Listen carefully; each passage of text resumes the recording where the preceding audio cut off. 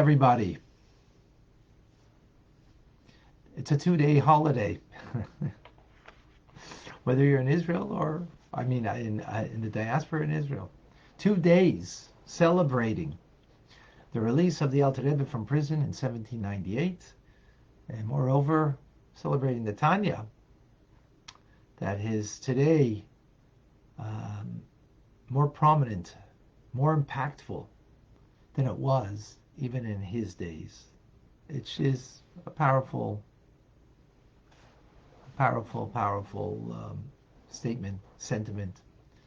And the truth is, it's because of us, you and I, that we're engaging in the teachings. Wow, it's really something. So it should be a wonderful year together in our studies. Yesterday was the first class that we did the title page, we did the approbation. Today we begin with the Hagdamas HaMalakit, the compiler's forward.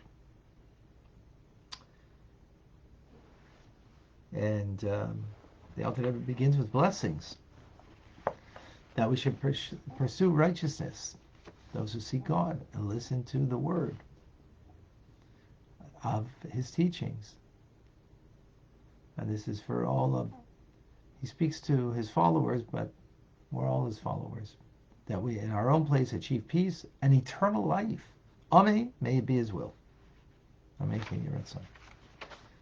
So, he says it's a well-known saying that hearing words of guidance, moral guidance, from a teacher addressing the student individually and directly is a lot more powerful than seeing and reading it from the books of that teacher, which are impersonal, and they're addressing not the individual but a larger audience. In effect, what the Alter Rebbe is doing in today's class is making an argument for not writing this book. That's where he's going. In tomorrow's class, he'll bring back the other side of the argument,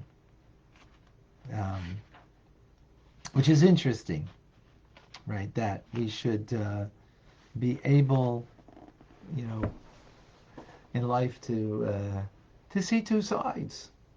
So he's making the argument of why indeed he should have the private audiences that he had with individuals and give them guidance rather than giving them this book and say, okay, here's your guidance. In a sense, that is the point, right? So he says, why is it better to hear it directly from the teacher? Because a person's going to read it, the teachings, in their own manner and mind, and they'll absorb the message according to their mental capability and comprehension at that particular time, right? And as a result, what could that mean? That a person's mind will be confused at that manner and wander in darkness in how to serve God properly. Yeah, because they were learning, maybe, perfect example right now, some of us might be very tired or maybe cranky for whatever, non-good reason or good reason, right? Babies are cranky. So we're not in the best of mind. So therefore, you're learning from a book. Oh, I'm just giving over what the book says, right? And in that sense, you're not absorbing it properly. And it'll be difficult to see the beautiful light that's hidden in this book, or for that matter, any book, by the way. He's just making a general principle here about learning moral guidance from a book versus a teacher, right? On the other hand, if you have personal guidance from a mentor, the mentor will help you to make sure you get the message clear and correct. So that's one disadvantage of the book, or any book. Another disadvantage, writes the Alter Rebbe,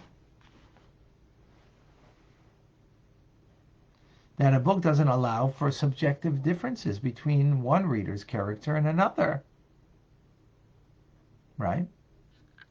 In other words, when I speak to somebody and help them, I very much take into consideration them and where they're holding and their situation. And it could be a similar circumstance with someone else, but they're different people. So as the old saying goes, you respond to the person, not to the question. Right? So that itself is another difficulty with getting the guidance from the book rather than getting it from the mentor, from the teacher. Furthermore, the Alter Rebbe says that there are two types of books. There's inspirational books, which are based on human intellect, that are there to guide us and give us guidance in how to lead an appropriate and proper life. That surely, since they are so to speak, of human initiative and human perspective,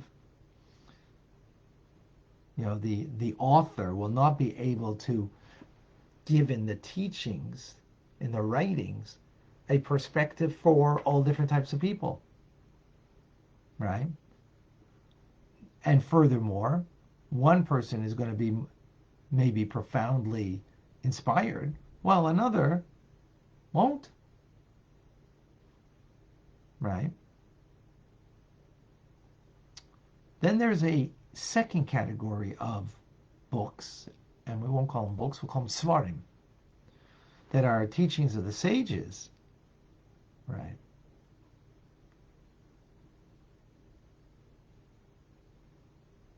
Now, since they're based on Torah, so there's a holiness there, right? So now it's not so much about the author, that the author will not be able to be, to give a teachings from the human perspective that will be for everybody. But if it's based on Torah, God's wisdom, so then it's possible that, you could give something that everybody can gain and gain tremendously from.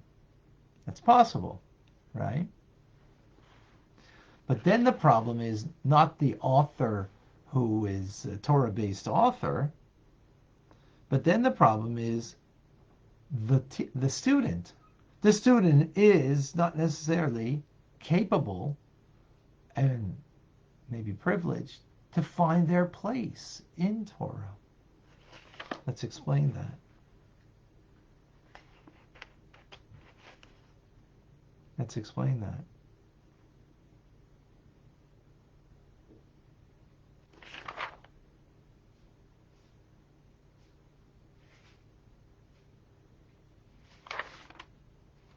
There are 600,000 general souls of the Jewish people and individual offshoots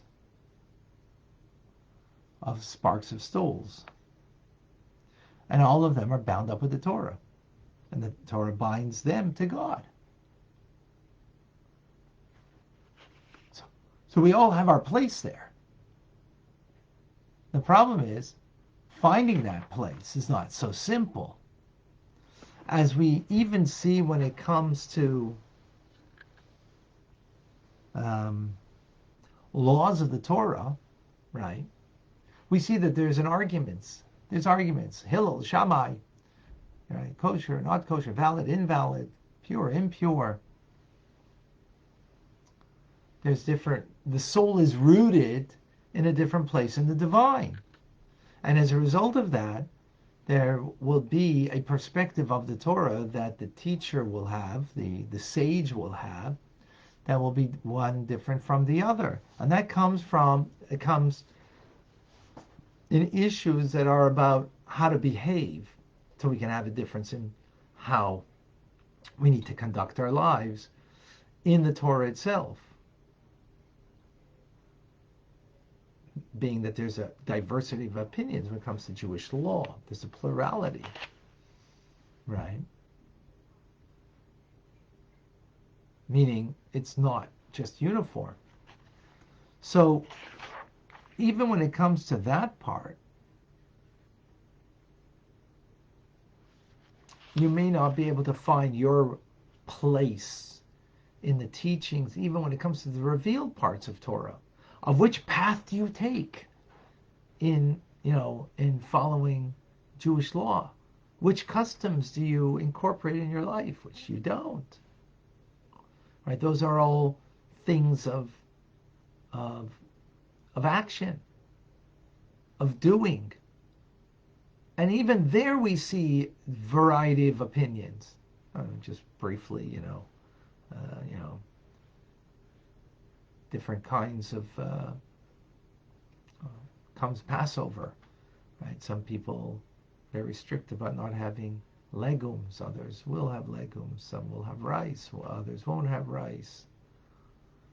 Even though those are based on more on custom, but it's still it's part of Jewish law.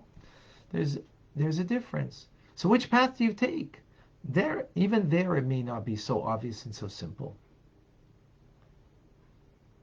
right?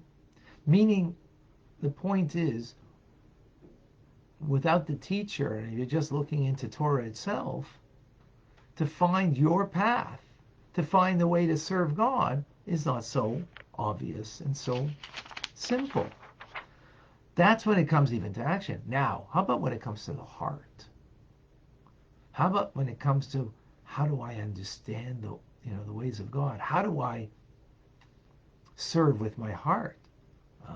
That's even more difficult, because that is really different, even much more different than the actions that we might take. So when it comes to the love, the awe of God, very subjective by nature,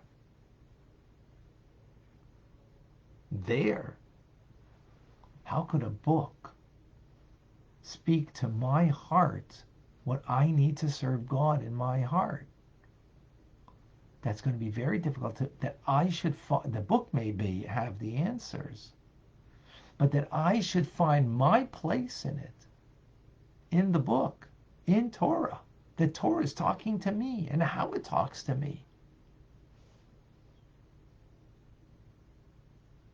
That's going to be difficult. Hence, a mentor is seemingly more appropriate, because the mentor knows you, knows what your heart needs, and how to come to serve God with your heart, with love, with awe, and so on.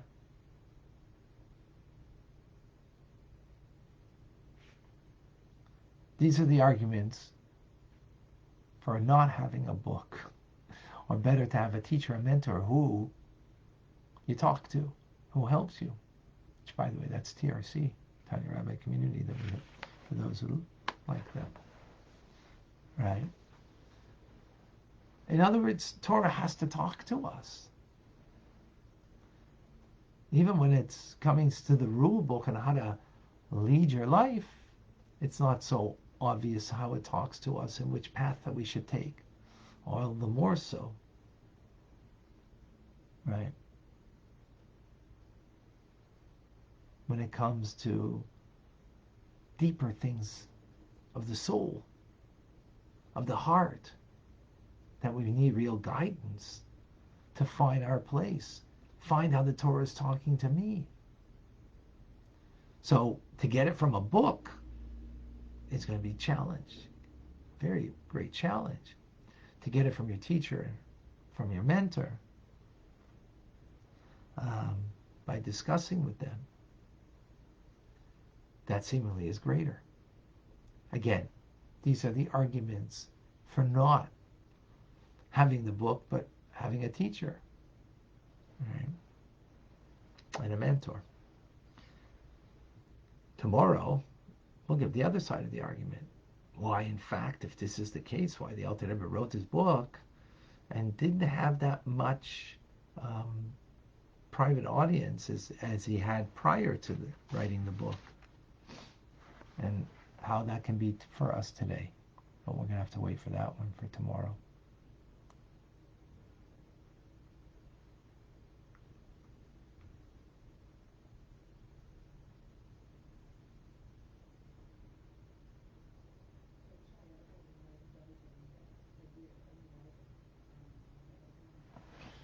Okay. Do we have any questions?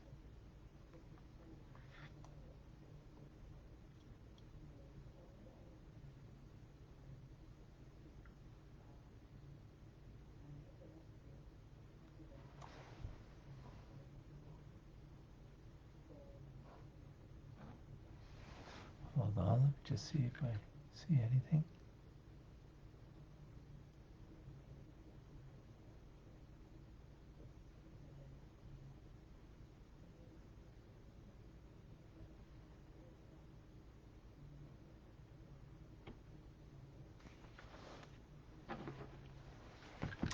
Michael, please share with us. I read that many Chabadniks read additional to the Chitas daily the title page of the Tanya is every day. It's because in the title page of the Tanya is written that the solution to come closer to Hashem and to the Mitzvot is close to us, and it looks only far away as a reminder. Well, yeah, I mean the title page we did yesterday, and yeah, and we're gonna we're gonna come back to it. Yep, we're gonna come back to it. Yes, absolutely. Thank you. Alan, please share with us. Hey, Rabbi Fine. Hello. So I just want to say it was so nice to get together with you and to have that Farbrengen last night, and the energy of of your teaching in Torah and the songs and the stories. We should have this kind of Farbrengen energy more often. Don't you think? Yes, absolutely. Everybody else in agreement? Yeah, and maybe we need to have some. It was beautiful to have you playing, and maybe we'll prepare some stuff. Yeah, we'll make that happen. Yeah, it was great. I want to do it though in a way that there's greater connection, and so I'm wondering if it'd be better if we did it on Zoom, and then for those who don't want to be connecting in that more intimate, it is more of an intimate setting, um, and when people have their cameras on, that is, um, and then put it on other platforms. But yeah, I think we definitely got to do it. It was great, and we need to do it more often.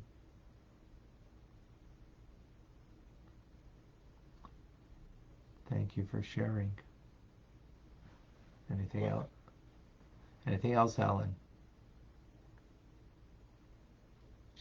Well, I don't know what is pertinent right now, but I was thinking of, still having Yutet Kislev on my mind, that, that in Chabad and elsewhere, the Gra is looked at as, for good reason, amazing insights into Torah and the Tanakh and the Talmud. And yet, at that key place, he played a role that made so the life of the Alter Rebbe miserable, and yet I think it's a wonderful thing that in a certain sense that even in spite of all these hardships in the early days, that there is really a sense of the beauty of the Gera's teaching and an importance of it, and a way to separate it from this from how it played out, Right. So yeah, very good point. The Grami is the Vilna Gaon, who was a contemporary of the Alter Rebbe.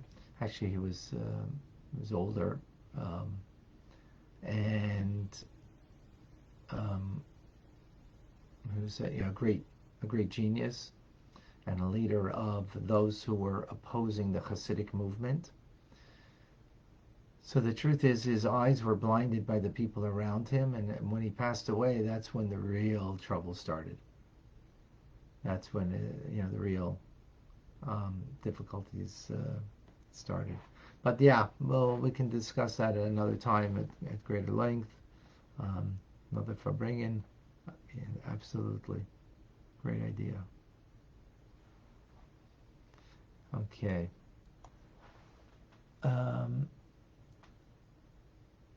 What? Okay, tomorrow we're going to continue for the argument for the written word. What's the argument for the written word as opposed to the oral teachings from the teacher directly? More to come. Rabbi? Yes. Oh, Vilma, go ahead. May I ask one question? Sure, absolutely. Go ahead. Sorry, I didn't realize you had a question. So the Tanya was written after the Alter Rebbe was released, is that right? No, it was written before. So just historically, first of all, the Alter Rebbe was born in 1745. It was written in 1796 in book form, in printed form. Before that, it was called Kuntresim. Kuntresim means pamphlets, the Kuntras Achrein, the final pamphlet. It was written in pamphlets. Printing back in the day was, even though there was a printing press, but of course was a big ordeal. And originally it was just